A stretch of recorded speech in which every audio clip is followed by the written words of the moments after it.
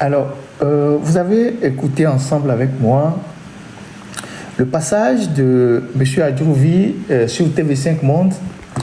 Il y a de cela un an. Ils sont passés sur d'autres médias moins connus et les vidéos sont là. Et vous constaterez qu'il était là en tant que ministre des Droits de l'Homme. Et il niait des réalités, il niait des faits, il niait des éléments factuels, des choses que tout le monde a vues. Il niait l'existence des milices, ces milices que tout le monde a vues, que les gens connaissent, qui rentrent dans les maisons, qui ont tabassé les gens et qui ont agi parfois à visage découvert avec des véhicules, avec des gourdins, avec des fusils à pompe, qui ont terrorisé les gens dans les quartiers de Baie, un peu partout. Tout le monde les a vus, sauf Adjouvi. Il nie le fait qu'on ait tué des enfants, qu'on ait jeté les corps dans la lagune. Et il dit oui, madame, il ne faut pas aller vite en besogne, les enquêtes sont en cours. Il était ministre des Droits de l'Homme. Maintenant, il est ministre de la Justice. Ça fait plus d'1 an, ou bientôt 1 an, M. Adjouvi. Où en êtes-vous avec les enquêtes? Qui a tué le jeune, comment ça s'appelle le jeune, le petit là, le jeune qu'on a retrouvé avec le corps dans la lagune? Qui a tué ce jeune?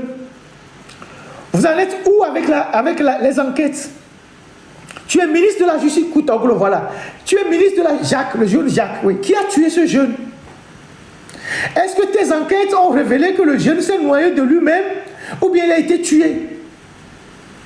En tant que ministre des Droits de l'Homme avant, ministre de la Justice aujourd'hui, avocat de profession, qu'est-ce que tu as fait réellement pour que les enquêtes que vous avez ouvertes aillent jusqu'au bout pour qu'on sache qui a tué ces gens-là? Ce jeune homme qui a été tabassé derrière un bâtiment à Décon là-bas, totalement battu, le corps jeté à Djagblé dans la brousse, dont les militaires ont volé 300 000 ou bien 500 000. Vous avez fait des enquêtes pour situer les responsabilités? Est-ce que vous avez fait les enquêtes pour situer les responsabilités? Vous êtes ministre de la Justice. Vous étiez ministre des Droits de l'Homme. Qu'est-ce que vous avez fait pour situer le peuple togolais sur ses morts? Vous n'avez jamais vu de miliciens. Vous ne les avez jamais croisés. Si un jour, vous, Adjouvi, on sort une photo de vous avec des miliciens, vous allez dire que vous ne les avez jamais vus. Si un jour, on sort des images où on vous voit avec des miliciens, vous allez dire que vous ne les avez jamais vus. Donc, vous êtes dans le mensonge permanent, dans la délégation de la réalité, dans le maquillage de la vérité, pour faire plaisir à votre patron, pour faire plaisir au régime que vous servez, pour faire plaisir à celui qui vous emploie. Et vous, vous étiez un homme politique en France, socialiste de surcroît, un socialiste déshumanisé, un socialiste qui n'a rien à voir avec les droits de l'homme, avec l'humanité, un avocat qui nie la vérité, qui ment à visage découvert. Votre expression même faciale, votre posture devant cette journaliste montre que vous êtes un fiefé menteur. Vous êtes quelqu'un qui raconte des contre-vérités. Et depuis 1 an, votre justice, vos enquêtes n'ont pas abouti. Fora dit que quand on lui donne des ordres, 48 heures, ça s'exécute. Mais il faut que Fora nous donne des ordres pour qu'on retrouve les assassins de ce jeune homme. Maintenant, revenons à la justice elle-même. Vous êtes ministre de la Justice depuis 1 an. Qu'est-ce que vous faites pour améliorer les conditions de vie et de travail des fonctionnaires de la justice et des justiciables? Le problème des magistrats, le problème des greffiers, qu'est-ce que vous en faites?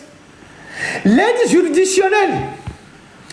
Fort a rencontré les avocats au palais des congrès à Lomé. Il a fait un discours qu'il donnera 1 milliard pour l'aide juridictionnelle. Ça fait 20 ans. Il n'a même pas donné 100 millions.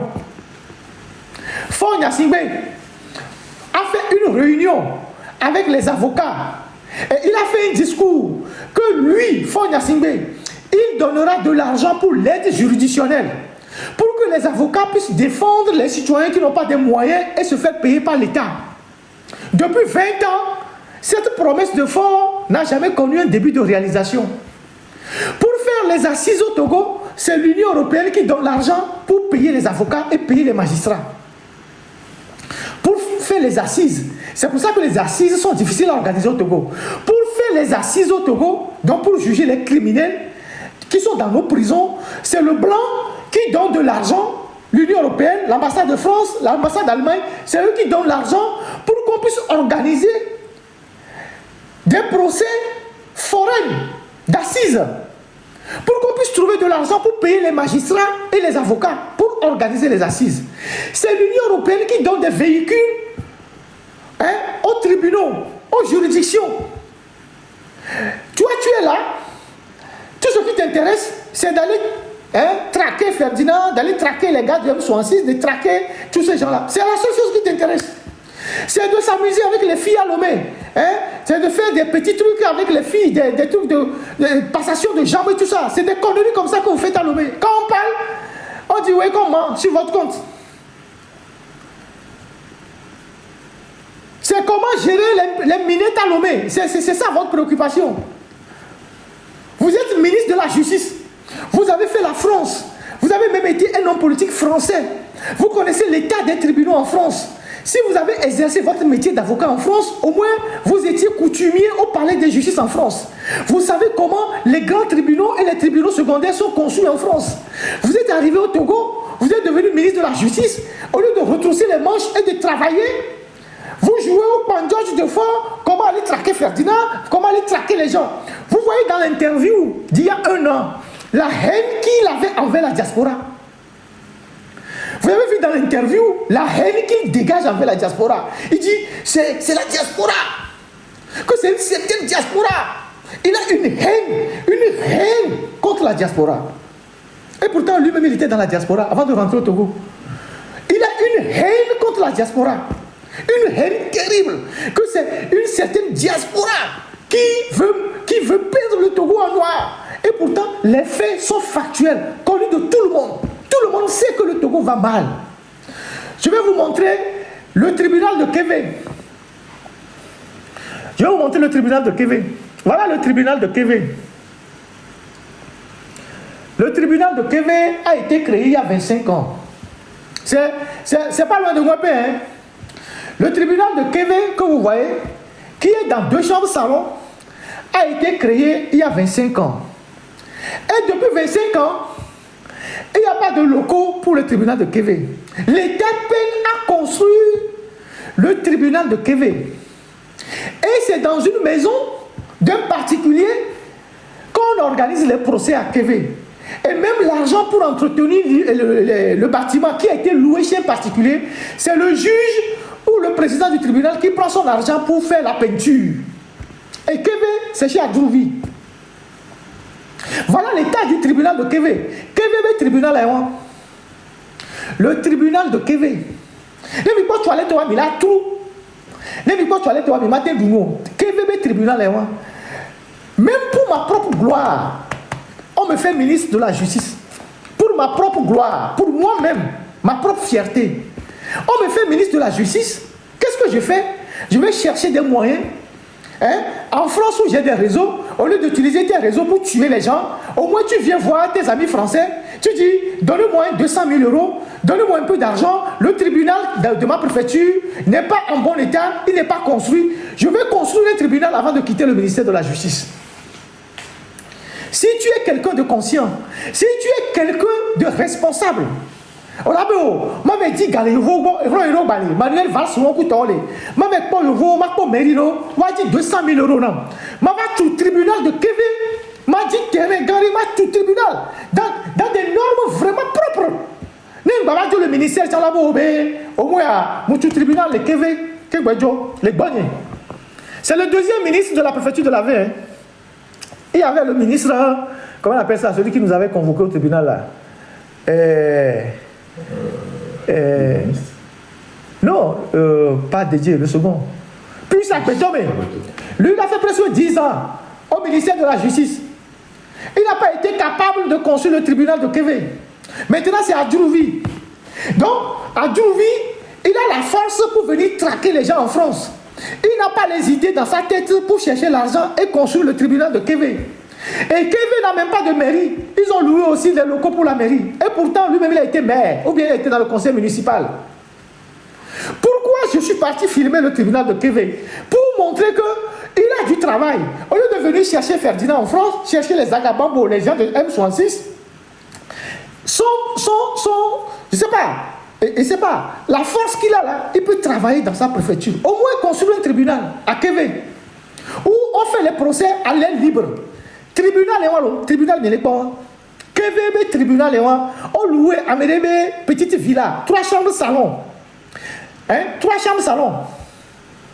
Et donc, tu vois, à Djourouvi là, si un de tes amis français arrive chez toi et dit, bon, mais monsieur Adjourouvi, mais vraiment, vous êtes ministre de la Justice, c'est bien ça. Est-ce qu'on peut aller vérifier ou aller visiter le tribunal de Kévé chez vous là-bas? Tu vas aller là-bas, on la sort comme là, on passe au Gossogolaya, mais là, oh, le tribunal de Kévé, parce qu'il n'y a rien. Quelle fierté tu utilises dans ça? Ça dit, vous êtes tellement... Donc, vous tirez quelle fierté? Aujourd'hui, les tribunaux au Togo sont comme des poubelles. Ça, c'est le cas de Kévé. Quand on va aller à Agou, c'est une catastrophe. Quand on va aller à Dani, c'est une catastrophe. Le tribunal de Dani, c'est une catastrophe. On va à Badou, c'est une catastrophe. On va à Kanté, ils sont encore en train de construire là-bas, tant mieux. On va à Djarpanga, ça n'existe même pas. On va à Tablibo, c'est une catastrophe. Le tribunal de Vaughan est en location dans la maison d'Assiobo. C'est un gars qui s'appelle Assiobo là-bas qui a loué sa maison. L'État ne paye même pas. À Kévé même, l'État ne paye pas. Avec le loué Kévé, le tribunal là, et Arouana, et justice, on me l'a tout fait là, mais on. Ah, mais on a un problème, mais va au tribunal là, et sur les raison, on t'a connaît. Celui qui a loué sa maison à Kévé, l'État ne lui paie même pas. Et il avait même lui-même un problème, un litige. Il arrive au tribunal, il pense que le juge va lui donner raison. Le juge lui a donné, le juge l'a frappé, il voulait les expulser. Est-ce que c'est normal? Non, bon, on l'avait à Djourouvia, non. Et nous, comme il a le coup de vieux, c'est par là que je vais terminer. Et c'est le plus important. Et je vais interpeller les autorités togolaises. Et je vais interpeller l'ensemble de la communauté togolaise. Et je vais interpeller l'ensemble de la communauté togolaise. Franchement, et ce que je vais dire est très important. Et nous, que autorité à médio, au lieu de vivre le Togo, c'est inacceptable. Et nous créons ce que certaines autorités font avec les petites filles à Lomé. C'est extrêmement grave. Il y a plein de témoignages. La pauvreté aidant. Je ne sais pas s'ils le font parce qu'ils sont dans des sectes. Et on leur demande de faire ça avec les filles. Coucher avec les petites filles, les sodomiser. Les sodomiser. Ce qui se passe au Togo est extrêmement grave. C'est pour ça que j'en appelle à la conscience des religieux. Prêtres, pasteurs, imams. Il faut que vous preniez ce problème à bras le cœur. Ce que les autorités font avec les enfants au Togo, les petites filles au Togo, c'est d'une gravité extrême. Nous, en enquête de moralité, à Djourouvi, on m'a tenu ministre de la Justice.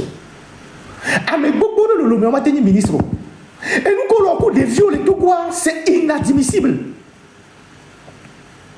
C'est inadmissible. Il est temps qu'on se réveille. À l'époque, quand on était jeune, quand tu fais de la compagnie, tes parents te demandent, celui-là c'est ton ami, il est d'où, il est de quelle famille, ton père est qui, il vient d'où, pourquoi il vient chez toi? Aujourd'hui, ce sont les enfants qui vont se prostituer et amènent de l'argent pour nourrir les parents à la maison. Avec des téléphones, iPhone 16, iPhone 17. Le parent ne lui demande pas où est-ce que tu as trouvé le téléphone, où est-ce que tu as trouvé l'argent, qui t'a loué ça. Ça part de la cellule familiale. Et ce sont ces autorités-là qui détruisent la vie des enfants, mais qui ont aussi des maladies qui transmettent à vos enfants. qui ont aussi de la maladie qui transmettent à vos enfants. Donc, mais nous là, pour nous, tu as renforcer sensibilisation. Parce que, le Togo, coup de vieux, ayo de vieux, on va piscine, oui. Ceux qui disent que tu as construit ta maison quand tu étais maire, là, tu as déclaré ça au fisc français. C'est une maison que tu avais déclarée au fisc français. À l'époque, si tant est que tu l'avais construit à l'époque quand tu étais agent au maire,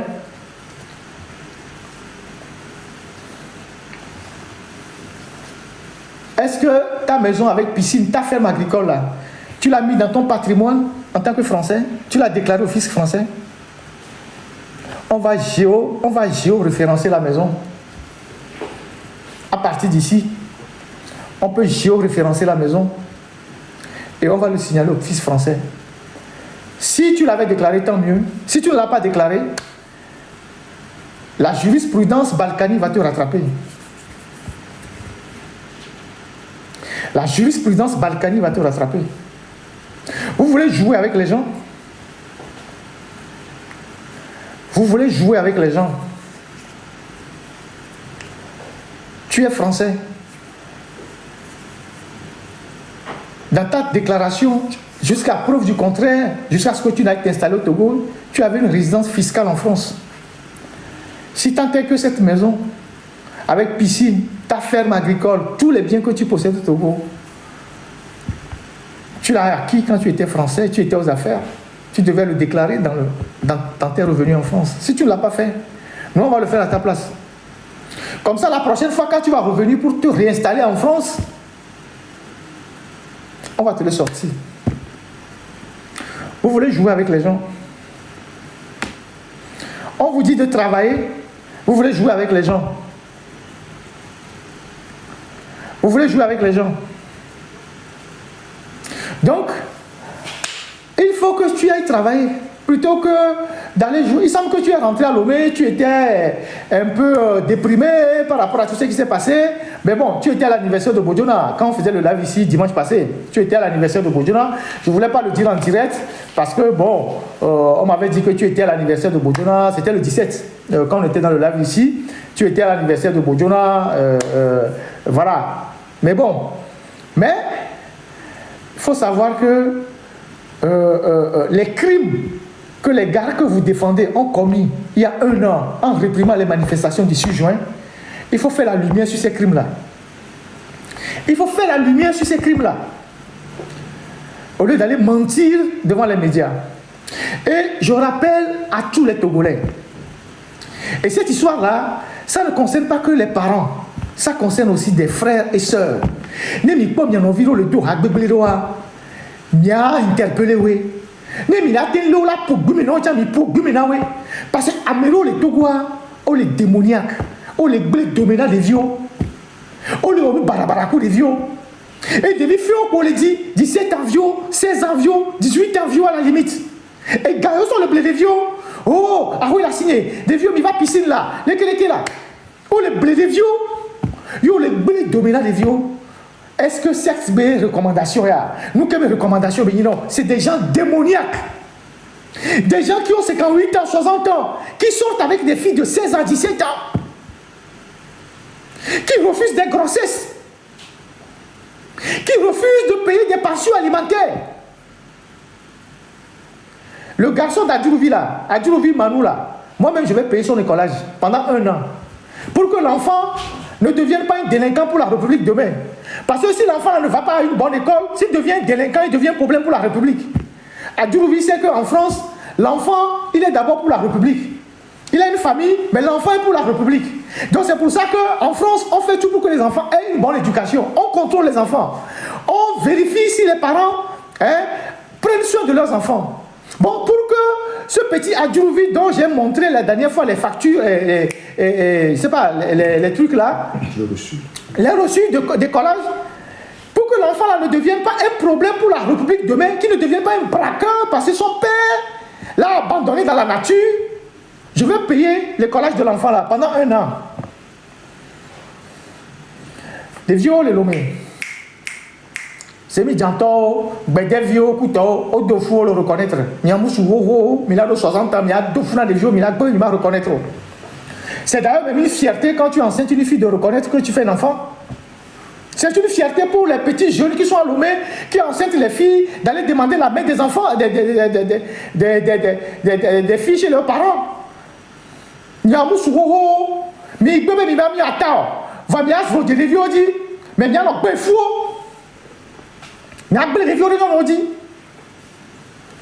Moi-même, je vais payer.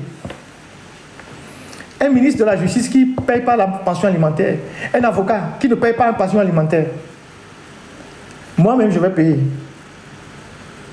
C'est Dame Amédi Akofa Denise, c'est le nom de la mère de l'enfant. Je vais payer l'écolage de l'enfant. Et quand je vais payer, je vais t'envoyer le reçu. Togoto.